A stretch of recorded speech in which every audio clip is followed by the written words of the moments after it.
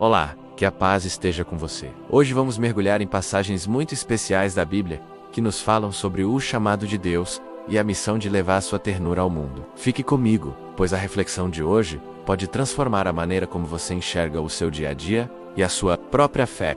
Vamos começar com a leitura do primeiro livro de Samuel. Naqueles dias, o jovem Samuel servia ao Senhor na presença de Eli. Naquele tempo, a palavra do Senhor era rara e as visões não eram frequentes. Era um tempo de silêncio, um tempo em que as pessoas ansiavam por uma direção divina. Aconteceu que um dia Eli, já idoso e com a visão enfraquecida, estava dormindo em seu quarto. A lâmpada de Deus ainda não tinha se apagado, um belo símbolo de que a esperança e a presença divina, mesmo que discretas, ainda estavam ali. E Samuel dormia no templo do Senhor, onde se encontrava a arca de Deus. Então, no silêncio da noite, o Senhor chamou: Samuel, Samuel. O jovem prontamente respondeu: Estou aqui. E correu para junto de Eli, pensando que seu mestre o havia chamado. Tu me chamaste. Aqui estou, disse ele. Mas Eli respondeu: Eu não te chamei. Volta a dormir.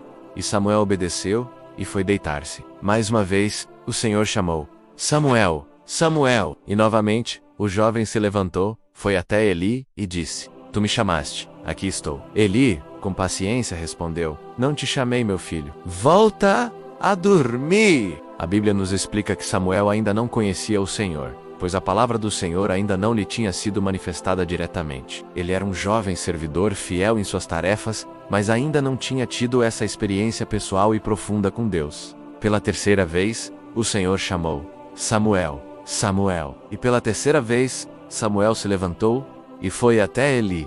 Tu me chamaste. Aqui estou. Foi nesse momento que Eli, com sua sabedoria de ancião, compreendeu. Ele percebeu que não era uma voz humana que chamava o menino, mas o próprio Senhor. Então, Eli deu a Samuel a instrução que mudaria sua vida para sempre. Volta a deitar-te, e se alguém te chamar, responderás: Senhor, fala, que teu servo escuta. Que conselho maravilhoso! Eli não apenas discerniu o chamado, mas ensinou Samuel a se abrir para ele. E Samuel voltou ao seu lugar. O Senhor veio, colocou-se junto dele e chamou-o como das outras vezes: Samuel, Samuel. E desta vez, com o coração preparado, ele respondeu: Fala, que teu servo escuta. A partir desse momento, a vida de Samuel mudou. Ele crescia, e o Senhor estava com ele, e não deixava cair por terra nenhuma de suas palavras. Todo o Israel, de uma ponta a outra, reconheceu que Samuel era de fato um profeta do Senhor.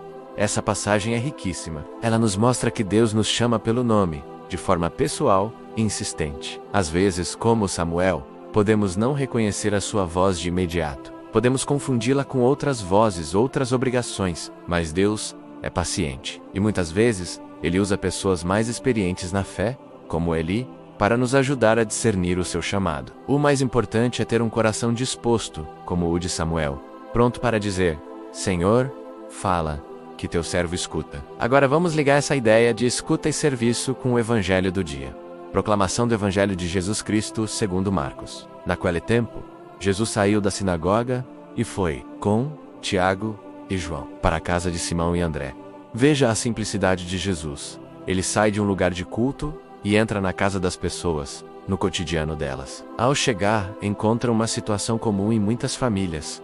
Alguém está doente. A sogra de Simão estava de cama, com febre, e eles imediatamente contaram a Jesus sobre ela. Eles não hesitaram em levar o problema a Jesus. E qual foi a reação de Jesus? Ele se aproximou, segurou a mão dela e ajudou a levantar-se. Que gesto de ternura e poder! Ele não cura a distância com uma palavra mágica. Ele toca, se aproxima, oferece a mão, e no mesmo instante, a febre desapareceu.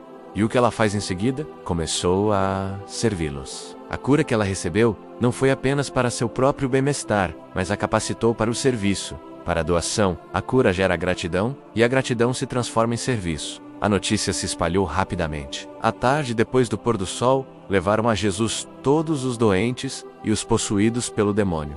A cidade inteira se reuniu em frente da casa. Imagine a cena. A esperança que tomou conta daquele lugar. E Jesus, incansável, curou muitas pessoas de diversas doenças e expulsou muitos demônios. E ele não permitia que os demônios falassem, pois eles sabiam quem ele era. Jesus não buscava o espetáculo, mas a libertação genuína das pessoas. Depois de um dia tão intenso, o que Jesus faz? De madrugada, quando ainda estava escuro, ele se levantou e foi rezar num lugar deserto. Aqui está o segredo de Jesus. A união íntima com o Pai é nessa oração solitária que ele renova suas forças e confirma sua missão.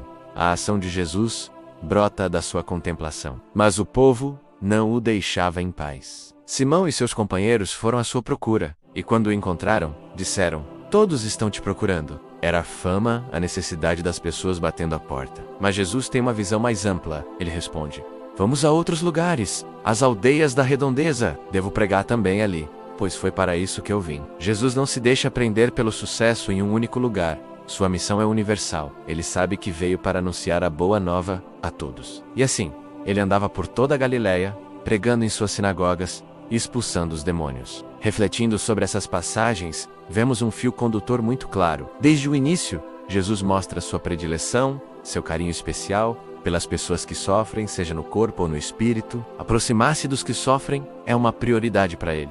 É a própria predileção do Pai, que Jesus encarna e manifesta com suas obras e palavras. Seus discípulos foram testemunhas oculares disso tudo. Eles viram, tocaram e depois deram testemunho, mas Jesus não os queria como meros espectadores. Ele os envolveu em sua missão. Ele os enviou e deu-lhes também o poder de curar os doentes e expulsar os demônios. E essa missão continua, sem interrupção, na vida da igreja até hoje. E isso é fundamental. Cuidar dos doentes, dos que sofrem de qualquer forma, não é uma atividade opcional para a igreja. Não é algo acessório, um extra. Cuidar dos que sofrem é parte integrante da missão da igreja, assim como foi da missão de Jesus. E essa missão é uma só: levar a ternura de Deus à humanidade que sofre. Assim como Samuel aprendeu a ouvir a voz de Deus e se tornou um profeta, somos chamados a ouvir a voz de Deus que ecoa no sofrimento dos nossos irmãos. Assim como Jesus tocou a sogra de Pedro e a levantou, somos chamados a ser as mãos de Cristo no mundo, a levantar quem está caído, a consolar quem está aflito. A cura que oferecemos pode ser uma palavra amiga, um tempo de escuta, uma ajuda prática. Cada gesto de amor e cuidado é uma forma de continuar a missão de Jesus. Cada vez que aliviamos o fardo de alguém, estamos levando a ternura de Deus à humanidade. Que hoje possamos ter os ouvidos de Samuel para escutar o chamado do Senhor e as mãos de Jesus para servir e curar aqueles que encontramos em nosso caminho. Muito obrigado por sua companhia e reflexão. Se esta mensagem tocou o seu coração, compartilhe com alguém que também precise ouvi-la. Que Deus abençoe seu dia. Siga nosso canal para mais conteúdos de fé e esperança. Fique em paz.